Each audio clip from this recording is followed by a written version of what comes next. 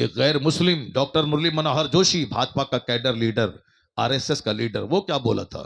وہ کہا تھا کہ یوگا ضروری ہے صحت مند رہنے کے لیے، مگر یوگا کے جتنے طریقے ہیں وہ سب ایک طرف، نماز سے بڑھ کر کوئی یوگا نہیں ہے، اور نماز دینے والے محمد عربی سے بڑھ کر کوئی طبیب، کوئی ڈاکٹر نہیں ہے۔ بے شک، سبحان اللہ۔ یہ کون کہا؟ بھاجپا کا لیڈر ڈاکٹر مرلی منوہر جوشی، بھاجپا کا کیڈر لیڈر۔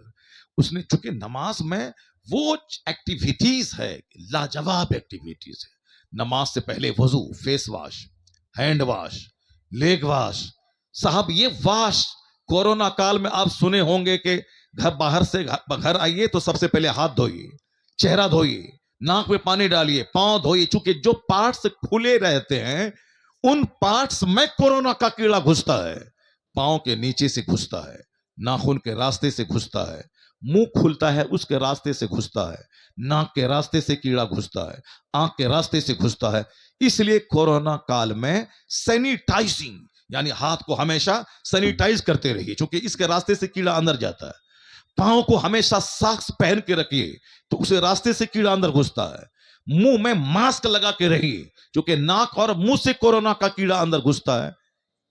آنکھ کے راستے سے کیڑا گھستا ہے، جو اوپن پارٹس ہے، آنکھ اوپن ہے، چہرہ اوپن ہے، یہ ہاتھ یہاں تک اوپن رہتا ہے، وہ پاؤں ٹخنوں تک اوپن رہتا ہے۔ ہمارے گھر کے بغل میں ایک غیر مسلم راجپوت ہے، اس نے کہا کہ کورونا میں کوئی دوائی نہیں نکلی، لیکن آج کل کہتے ہیں کہ ہاتھ دھوئیے، منہ دھوئیے، پیر دھوئیے۔ کہا یہ دھونے کا آدیش جو آج ڈاکٹر دے رہے ہیں، یہ کام تو ہمارا مسلمان بھائی شروع سے کر رہا ہے، روزانہ 5 ٹائم کر رہا ہے۔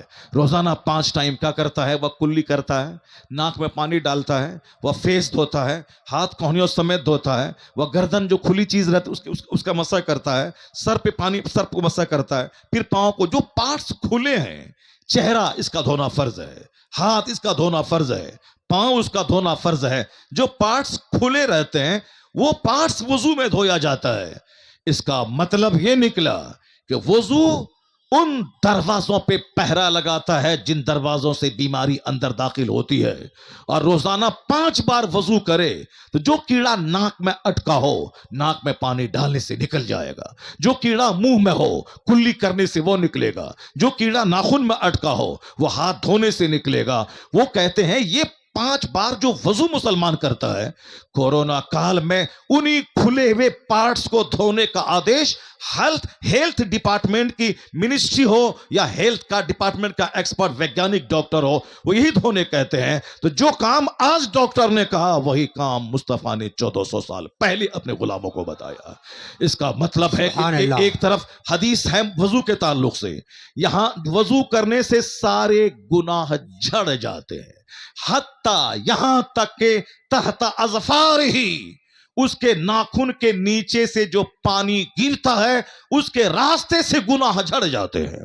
جب بندہ وضو کرتا ہے تو چہرے کا گناہ جھڑ جاتا ہے، ہاتھ کا گناہ جھڑ جاتا ہے، پاؤں کے گناہ جھڑ جاتے ہیں۔ تو اس کا مطلب ہے کہ وضو گناہ کو بھی جھاڑ دیتا ہے اور بیماری کے سارے کیڑوں کو بھی جھاڑ دیتا ہے۔ یہ وضو میں جب غور کریں گے تو 2 گھنٹے کی تقریر ہو جائے گی۔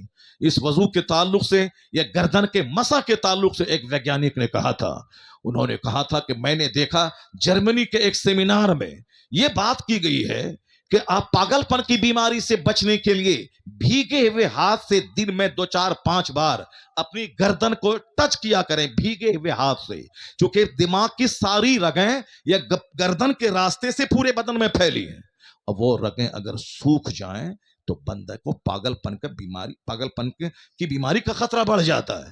اسی لیے کہا کہ گاہے بگاہے وقفے سے بھیگے ہوئے ہاتھ سے اس گردن کو ٹچ کرنا چاہیے، ڈاکٹر کہتے ہیں۔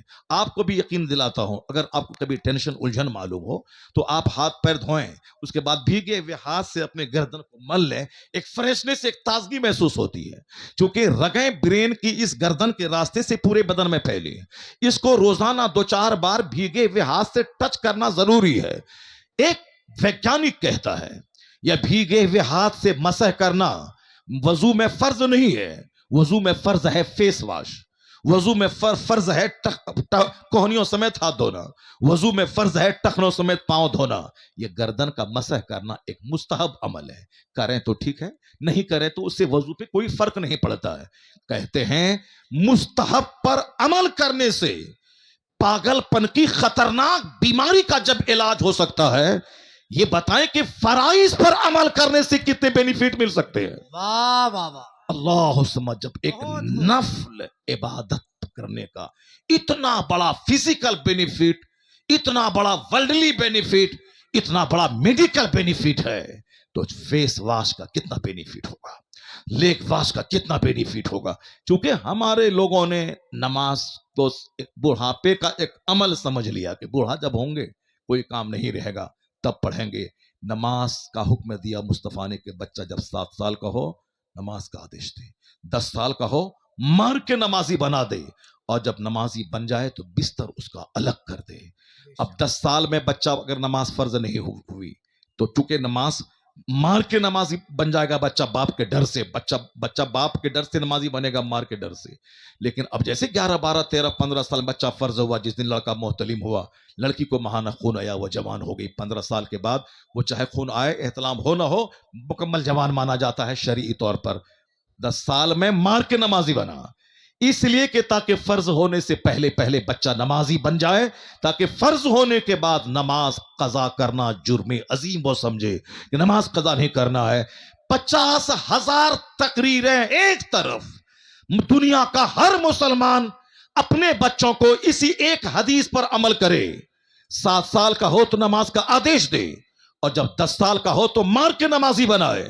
اگر ہر مسلمان اس پر عمل کرے گا، میں قسم کھا کے کہتا ہوں کہ 11 سال کا کوئی لڑکا لڑکی دنیا میں نہیں ملے گا جو بے نمازی ہو جائے.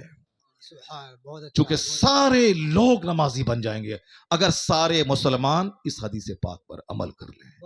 سرکار دو جہان علیہ السلام کی بات پہ عمل کرنے سے دنیا کا آخرت کا دونوں جہان کا فائدہ ہے. اللہ تعالیٰ